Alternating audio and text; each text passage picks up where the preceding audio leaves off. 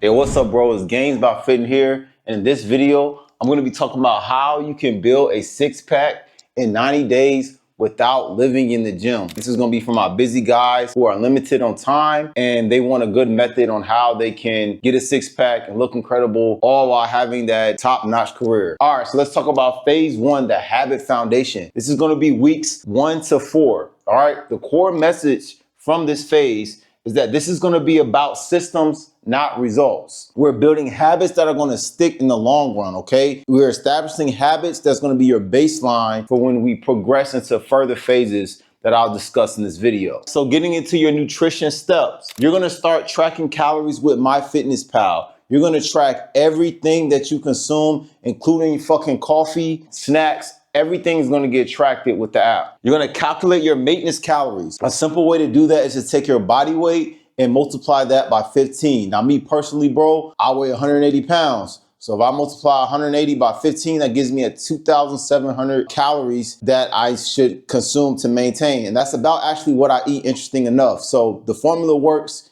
if you want something quick and simplistic to determine what your calories should be. At this point, we're not going to do any cutting yet. This phase is going to be focused on tracking and learning our baseline, okay? This is the filling out process. Everybody's bodies is different. You need to learn yours. Let's get into the movement foundation. Lifting wise, you're going to lift 3 times per week. You're going to implement full body workouts. You're going to do compound movements. That's going to be squats, deadlifts, bench, rows, okay? Compound movements are fundamental because they target multiple parts of your body at once and they are the most efficient. On top of this, doing the 3 times you work a week, you're gonna add 2 ab exercises per session, hanging leg raises and rope crunches. Very simple. Get the upper abs, get the lower abs. An additional part of movement is gonna include walking 8,000 steps daily minimum. Every day you're gonna make sure that you're getting your steps in, 8,000 steps. All right, so getting into sleep and recovery, it's gonna be a non-negotiable that you get 7 to 9 hours of sleep daily. I don't give a fuck, me personally,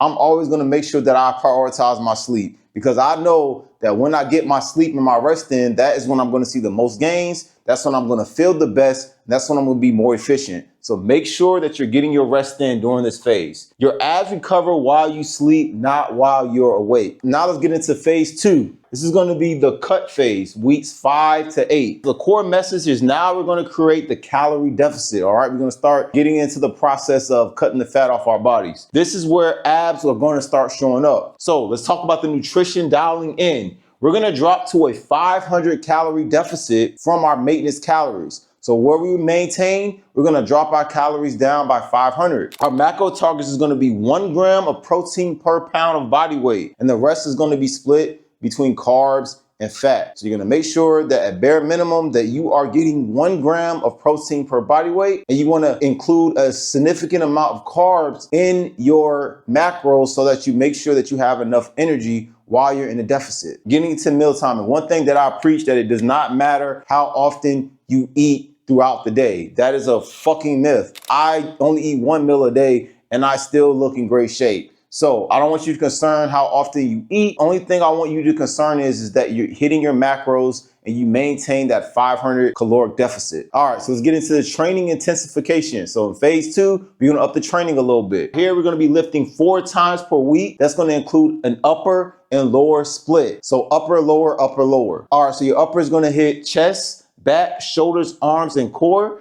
Your lower will hit legs, glutes, and core. So your ab specific workout is gonna at least be 3 times per week. So out of those 4 lifting sessions that you'll have a week, you're gonna make sure that 3 times you are hitting your abs. For cardio, we're gonna up our steps to 10,000 steps daily plus 2 optional cardio sessions. I harp in on steps. Steps are so great because you can literally integrate it into your daily lives, okay? If you want to do things like park further from your job and walk, that's a good stuff that you can do to get your steps in. Take the stairs, use a bathroom on another floor. These are little tricks that you can do just to get your steps in and integrate cardio into your lifestyle. All right, finally, getting into tracking progress. You're gonna do weekly photos, same time, same lighting. You're gonna do body measurements. That's gonna be your weight and your waist. And the thing is that the scale will lie, but measurements and photos will not. Okay, this is why it's so critical that you take pictures, you measure yourself so you can track your progress. All right, so getting into phase 3, this is gonna be the consistency and refinement. This is gonna be between weeks 9 and 12. So now we're gonna get into the part where we really start to elevate this shit a little bit and we get those abs popping, right? So boom, the core message is this is gonna be the final push. This is where your discipline becomes motivation, okay? This is so critical. This is the part where you harden yourself and you don't break like most people do, okay? This is gonna be a mindset development. All right, so let's talk about nutrition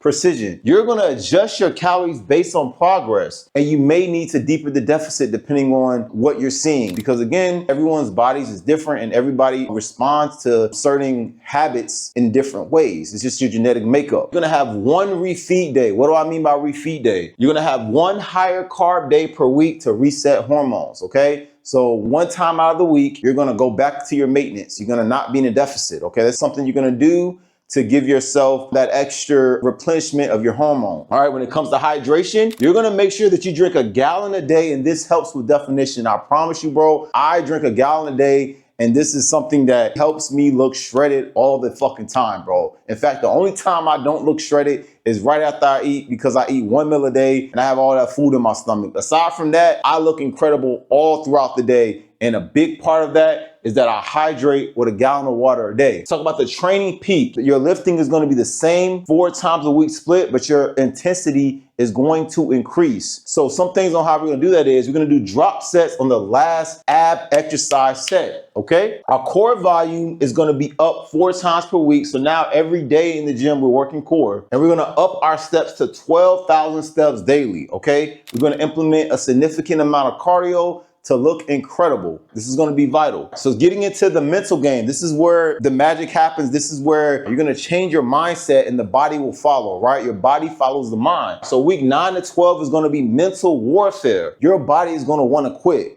but you have to be better than your body, right? I mean, me personally, bro, I'm super hard on myself. For instance, like I'm in the gym, bro, I might be calling myself a bitch. Like, bro, you gotta get into your fucking head, bro. Like, you have to command your body to do what the fuck you want it to do. It's all a fucking mental game. All right, boom. So your strategies, you're gonna have weekly progression picks. You can do things like having maybe an accountability partner, okay? Having someone to go to the gym with you who's also trying to get in shape. And another thing is you can have what I like to call reward systems. So I know there's a lot of fitness people that maybe don't necessarily believe in cheat meals or cheat days, but me personally, bro, I like to maybe once a month go crazy with my macros, bro. I'm talking fucking Philly cheesesteaks, pancakes. That whole day I'm going fucking nuts if I've been consistent all throughout that month. So give yourself fucking reward systems, bro. You earn that shit. So here's the reality check that you need to recognize in phase 3. Some days you'll feel flat, and some days you'll see definition. So this is something I notice as well. Sometimes I don't look as incredible, and sometimes I just do.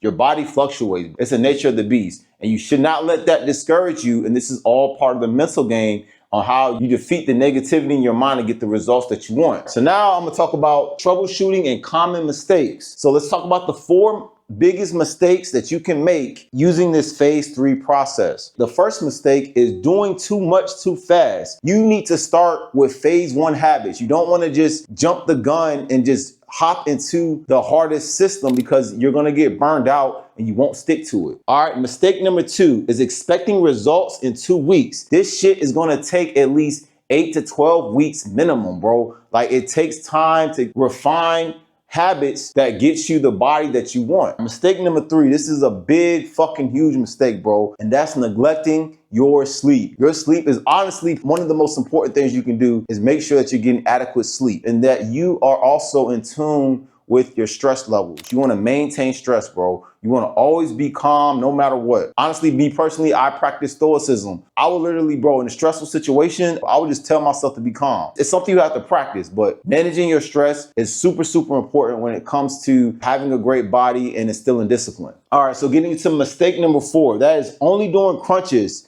You need full body strength. So just doing crunches is not going to give you abs in the most efficient way. You want to make sure that you are building every muscle in your body, not just your abs. Now we're going to talk about some realistic expectations with these 3 phases. Let's talk about the timeline reality. Week 1 to 4 is going to be where habits are formed and maybe your clothes will get looser. This is the stage where we are establishing our baseline so that we can see the results in phases 2 and 3. Weeks 5 to 8 is when your upper abs will start showing. Week 9 to 12 is when your lower abs will emerge with full definition. These are some realistic expectations that you can expect when using this system. Your body fat targets. For men, you're going to want to be 12 to 15% for the upper abs to show, and then 10 to 12% for a full 6-pack. For my ladies, 16 to 19% for definition, 14 to 16% for full definition. Final message, this isn't about perfection. It's about progression. You're gonna wanna stick to the phases and trust the process, bro. You have to give it time. You have to give yourself that delayed gratification. Trust that what you're doing is going to give you the results that you want. And that's it, bro. That's my 3 phases on how you can get a 6-pack without living in the gym.